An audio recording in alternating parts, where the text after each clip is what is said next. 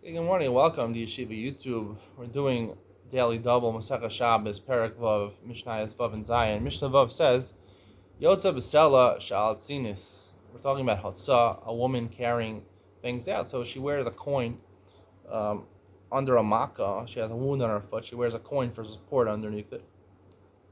That's okay. Abanos Yotzas Bechutin, young girls who get their ears pierced, and sometimes they don't want to wear earrings, or they lost their earrings.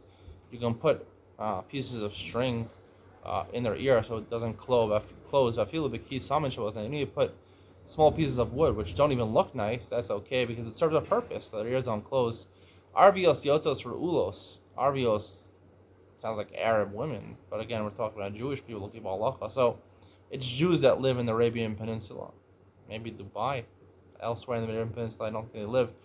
Omadi, I don't think even Jews live in Dubai, they just visit there. Omadios proofs, maybe one day they will. Omadios proofos, Madios for media, I would say that's England. Proofos is another way. Rulos and proofos are two different ways that Arabs dress, Arab women dress. Rulos is basically called nakib, Naqib. You can look it up. It's basically where they have a headscarf that covers not only their neck and their head, top of their head, but also covers their nose until their eyes. The only thing exposed is their eyes. Prufos is the regular hajib, I pronounce it Hagib, that Muslim women wear, where it's basically like a tichel, but they cover the neck also. But the Jewish women are not going to cover the neck; they're just going to cover the hair. So those things are okay, even though this Arab headdress, and Jews generally don't dress like that. Still, it's part of the culture of the Arabian Peninsula. That's the culture over there. I discussed yesterday in All in the Mishpacha about wearing black hats and dressing like a Jewish person. I believe, I'm not going to talk about whether that's Hotzah or not, but I would distinguish over here. Well, I'm going to leave the distinction. I'm going to talk about the distinction between wearing Jewish clothing and wearing Arab clothing. Why wearing Arab clothing is definitely okay, the Mishnah says. Even if you're a Jewish person, wearing Jewish clothing may be a problem.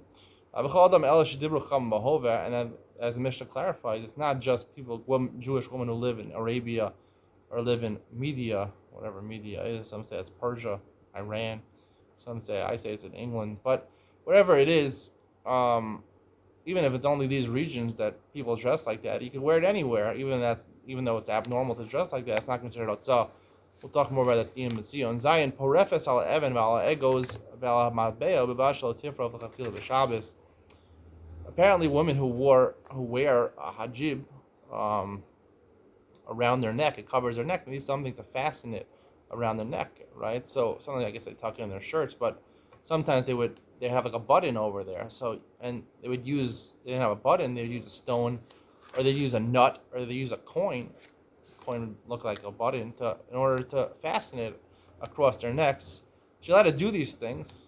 The only thing you're allowed to do is to take the matbeya. The coin has to be already sewn into the garment. If you take the matbeya and you fasten it to the garment on Shabbos, that's a problem of muksa, right? And even also would probably be a problem of muksa, unless you were making it before Shabbos. And a nut is muchan because you could eat it. So if you do these things before Shabbos, you set it aside before Shabbos, you make it now muksa, then you're allowed to do these things. As we said before, prufos. This is an example of prufos, where you cover, like the Muslim wearing the hijab, where they're covering their necks also.